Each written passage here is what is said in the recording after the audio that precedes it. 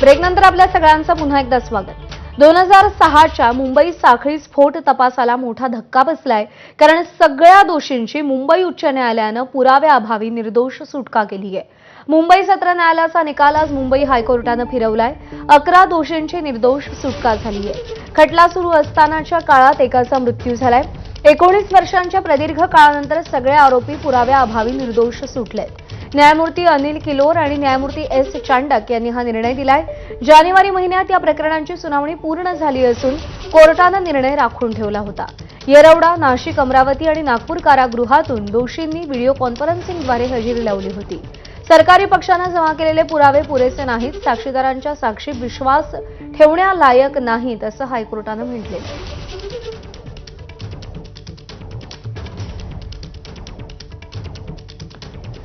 तर 2006 मध्ये मुंबईत झालेल्या साखळी बॉम्बस्फोट प्रकरणी मुंबई हायकोर्टानं दिलेल्या निकालाची राज्य सरकारनं गांभीर्यानं दखल घेतली आहे। सरकार या निर्णयाला सुप्रीम कोर्टात आव्हान देणार आहे, अशी सूत्रांची माहिती आहे। आज हायकोर्टानं 2006च्या साखळी स्फोटांप्रकरणी निकाल देत सगळ्या 12 आरोपींची निर्दोष मुक्तता केली आहे।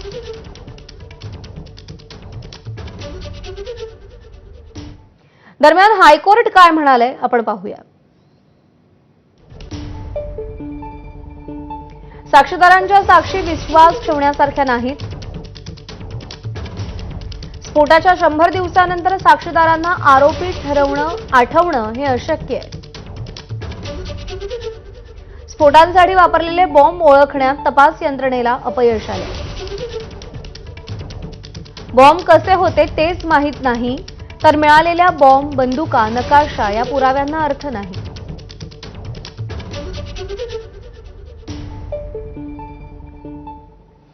दोन 2006च्या मुंबईच्या साखळी बॉम्बस्फोट प्रकरणामध्ये मकोका विशेष न्यायालयानं 12 जणांना दोषी ठरवलं। त्यातल्या 5 जणांना फाशी आणि 7 जणांना जन्मठेप ठोठावली। महाराष्ट्र पोलिसांच्या एटीएसनं याचा तपास केला होता, पण मुंबई उच्च न्यायालयानं 10 वर्षांनंतर हा निकाल फिरवला आणि सगळ्या 12 जणांना निर्दोष ठरवलंय। फाशीच्या शिक्षेला मंजुरी द्या म्हणून सरकार हायकोर्टात गेलं होतं, पण हायकोर्टानं 5 आरोपींचीच नाही तर इतर 7ही आरोपींची शिक्षा रद्द केली आणि निर्दोष सोडले। तपास संस्थांमधल्या विरोधाभासामुळे असं घडलं का, असा प्रश्न या निमित्तानं निर्माण झालाय। हा विरोधाभास काय आहे ते ग्राफिक्सच्या माध्यमातून आपण जाणून घेणार आहोत।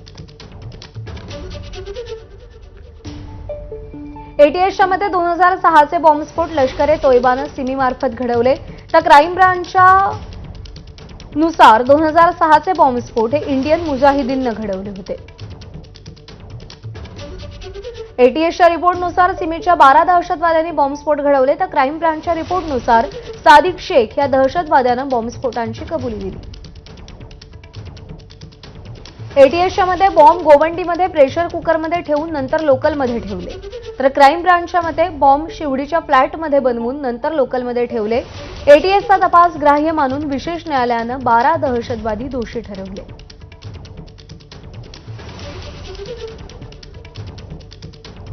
तर 5 जणांना फाशीची शिक्षा झाली होती। ती 5 जण आपण पाहतोय। मोहम्मद फैजल, एहतेशाम सिद्दीकी,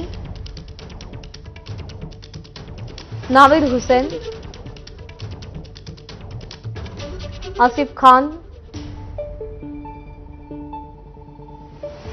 कमाल अन्सारी, ज्याचा तुरुंगामध्ये मृत्यू झाला। तर कोणत्या 7 जणांना जन्मठेप झाली होती? तन्वीर अन्सारी, मोहम्मद माजिद शफी, शेख मोहम्मद अली, मोहम्मद साजिद मरगूब, मुजम्मिल अताउर रहमान शेख, सुहेल महमूद खान, जमीर अहमद,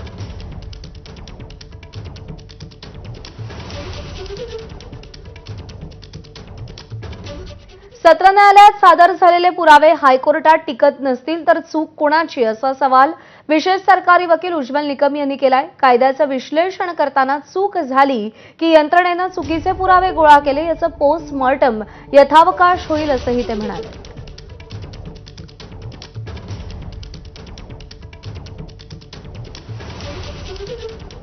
असं आहे की ज्या पुराव्याच्या आधारावर मुंबईचं सत्र न्यायालय शिक्षा ठोठावतं, तेच पुरावे जर उच्च न्यायालयात टिकत नसतील तर चूक कोणाची आहे?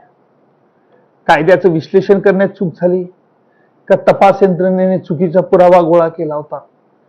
यावरती ते काही जे पोस्टमॉर्टम व्हायचं असेल ते होईल यथावकाश, परंतु आज मुक्तता होणं माझ्या मते ही गोष्ट गंभीर आहे आणि मला खात्री आहे की सरकार या बाबतीत सर्वोच्च न्यायालयात अपील त्वरित दाखल करेल. तर कोर्टानं दिलेल्या निर्णयावर राजकीय वर्तुळातून काय प्रतिक्रिया आल्या त्याही आपण पाहूया. माननीय मुख्यमंत्र्यांशी आम्ही बोलू, सर्वच बोलतील. कुठल्या आजारावर सुटका झाली, कुठला पुरावा नाही मिळाला किंवा काय अडचणी आहे, वरच्या कोर्टात पुन्हा जाता येईल का शासनाला, याचाही विचार शासन करेल. जर ते त्या ठिकाणी त्या कुठल्या मेरिटवर कोर्टाने डिसाईड केला आहे आणि शासनाकडे काही ॲडिशनल बाबी असतील तर शासन वरच्याही कोर्टात जाऊ शकेल. पण या ठिकाणी मुख्यमंत्र्यांची चर्चा करावी लागेल. हा निकाल दुर्दैवी आहे. हायकोर्टमधून असा एक निकाल आहे की ज्यांना पकडलं त्यांच्यामध्ये कोणीही जबाबदार नाही तो बॉम्बविस्फोटचा. तो मनात एक प्रश्न आहे की तो बॉम्बविस्फोट घडवला कोणी? जो आमची जांच एजन्सी आहे त्यांच्या कामामध्ये काही कमी राहिलेली आहे का? आता मला माहित नाही काय कारण आहे त्यांना सुटकेची, काय कारण आहे ते.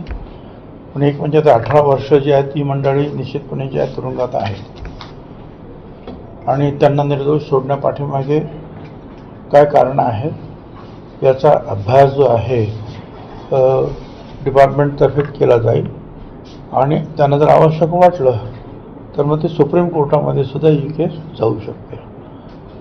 पण या क्षणाला त्याबद्दल ठोस असं काही सांगणं मला शक्य नाही. खार सांताक्रूज दरम्यान झालेल्या स्फोटात 7 जण तर वांद्रे खार रोडच्या स्फोटामध्ये 22 जणांचा मृत्यू झाला होता. या घटनेत एकूण 209 लोकांचा मृत्यू झाला तर 700हून जास्त लोक जखमी झाले.